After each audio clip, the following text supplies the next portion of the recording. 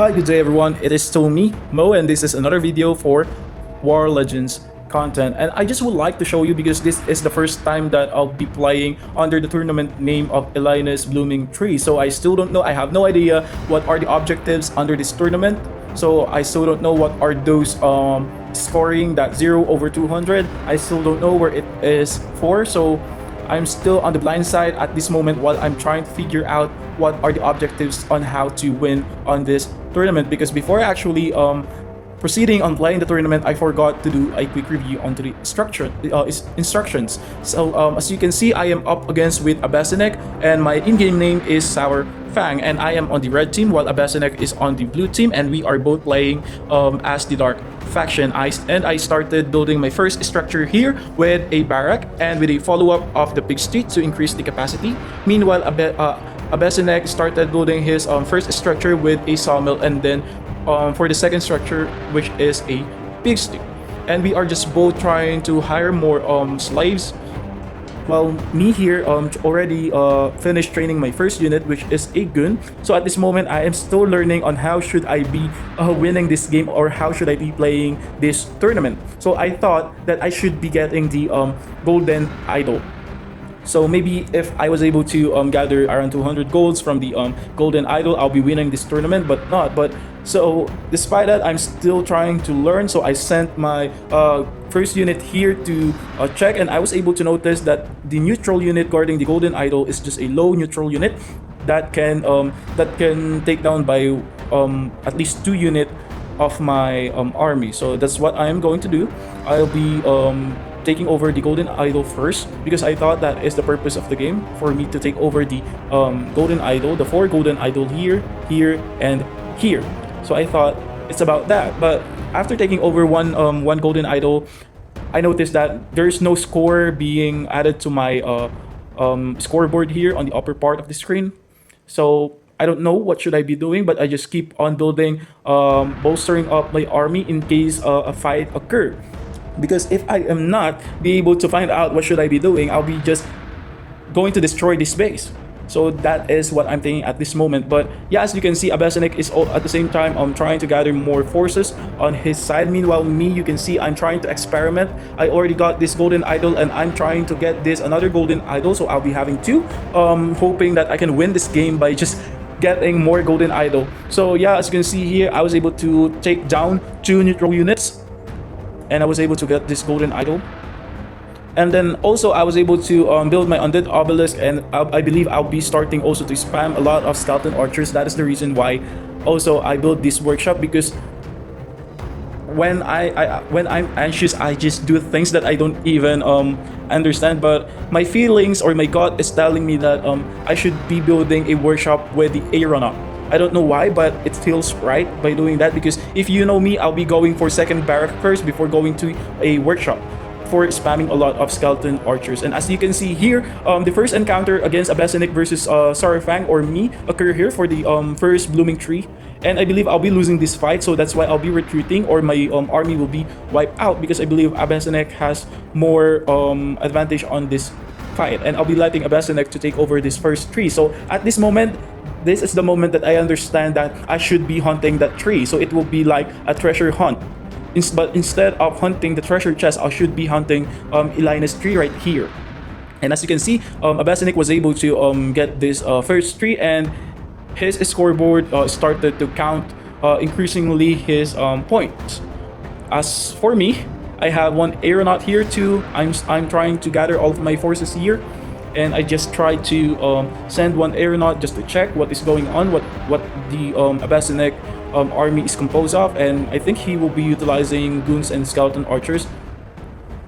So at this moment, I'm just gathering and preparing for the second tree to bloom again after this one, and by the time I'll be having enough troops to fight Abesinek. And as you can see, when it comes to the number of army or units, Abesinek do totally have the total advantage, because look at those skeleton archers with goons that can tank my skeleton archers and aeronaut, and those skeleton archers can just easily take down these two aeronaut. And at this moment, we encounter each other because the second tree will be blooming right here on the left side of the map. So I instructed all of my units to go there without even thinking that I'll be encountering a Abesanec at this moment. So with no choice, I fought Abesanec, sending my goons to clear out his skeleton archers. So my goal here is to clear out most of his skeleton archers for my aeronaut to have a free hit against to his goons. But yeah, I was able to clear out most of his skeleton archers. So this will result in for my aeronaut to have a free hit against to his goons. So you can see here also at the same time I am trying to build my outpost with the Tower of Dark Magic for extra firepower. Unfortunately, one of Abesanec goon was able to go to this Elinus tree, and he's attempting to destroy the Tower of Dark Magic that I'm trying to build. And then as you can see, Abesanec also tried to train Ward Rider. Meanwhile, I was able to summon my Ether, and I think this is a big achievement for me to have my Ether right here, because this primary hero is a total tank. He can tank a lot of units, a lot of skeleton archers, while my aeronaut can do a free hit from above. And as you can see, I also try to train my necromancer here for me to be able to spam a lot of skeleton warriors if his orcs or if his goon dies. And at the same time, the aeronaut is doing really good at this moment because they are doing their free hit.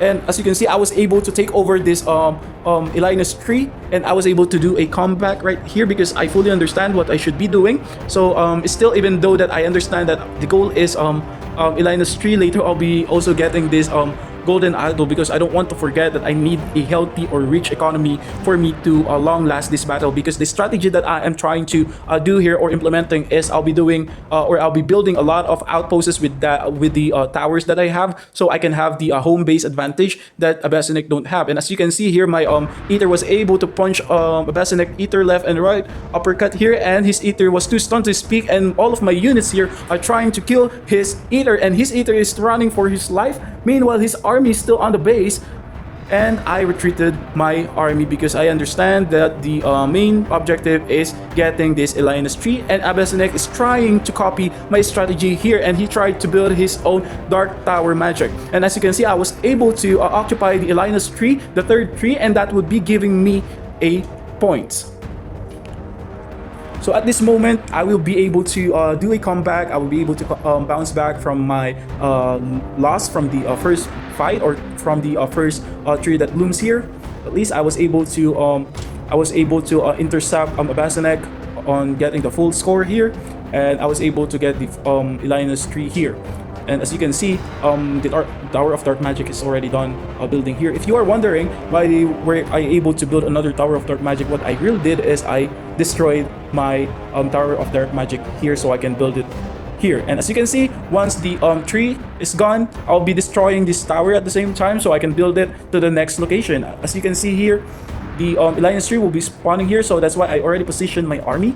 Meanwhile, Abesanec already gathered his forces here. I think he tries to pick Grok earlier but canceled it and goes with the Ether. So at this moment, I was able to see Abesanec trying to get this watchtower, and I tried to interfere. So I tried to use the skill of my Ether, hoping that my Ether can stun Abesanec Ether. However, I did chase him.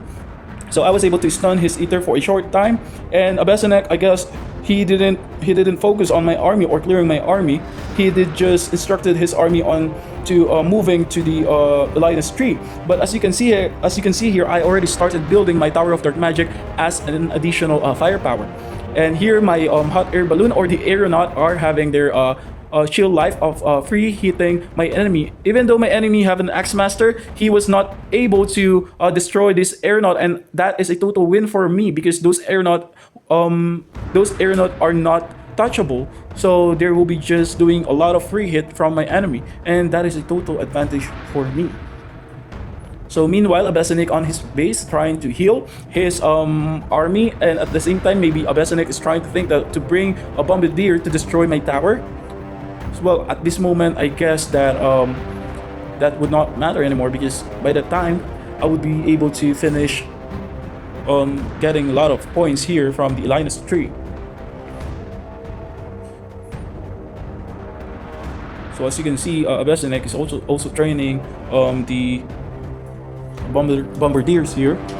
maybe he will be using it to wipe out some of my skeleton archers. Well, he was able to gather a lot of axe throwers here. Maybe he's going for my aeronaut. And all right, so the last tree is already spawning. It will be appearing on the upper part or the upper left of the map, and I was able to position my army here with my ether, and I also was able to build my napalm tower. As you can see, I'm still trying to reinforce my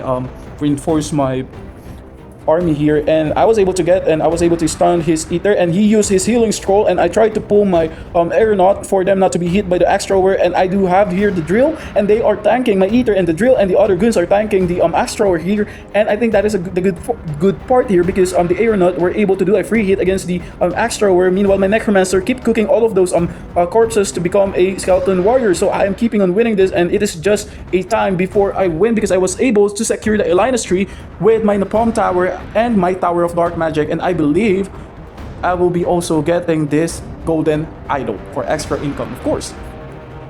And just a quick update on Abesanek base. You can see here he was able to summon his ether and trying to train again a lot of axe thrower, and with the necromancer with a bombardier. Well, when it comes to the numbers of the army, I think I do have a lot of advantage, because look, Abesanek only have a limited number of army or units here. So I think he was able to predict that the next tree will be blooming here, so that's why he initially tries to move his army around here. But unfortunately, even he gets there first. I have a lot of army right here, and I still have around 4 aeronaut that can do a free hit against his army, and if ever he tries to focus on those aeronaut, my skeleton warriors, ether, and necromancer, and goons and skeleton archers can focus on clearing out the ground units. And as you can see here, the slave is sneaking in to build another tower, and this is the Tower of Dark Magic. The necromancer is trying to attack the axe thrower, and just would like to give a tip on the necromancer's passive skill is actually making the defense of the enemy's unit low. So I think I was able to win at that time because Abesanek surrendered on the fight. So that is the end of this video. I hope that you learned something. I hope that you enjoyed my battle or my gameplay on how I did a comeback from losing from the first tree and winning the entire game. So what I would like to tell is that if you lose the first fight, it doesn't mean that you will be losing the entire game. What you need to learn is you need to learn how to calculate a risk. You need to calculate whether to sacrifice, when you have to sacrifice, when are you going to sacrifice your units, when you are going to sacrifice the fight. Because if you force something that should not be forced, well, let me tell you, you are going to lose the whole game. You just need to remember, if you lose that fight, it doesn't mean you lose the entire game. If you lose that fight, you gather all of your forces again, train, prepare for another fight, and make sure that another fight, that fight will be a victory for you.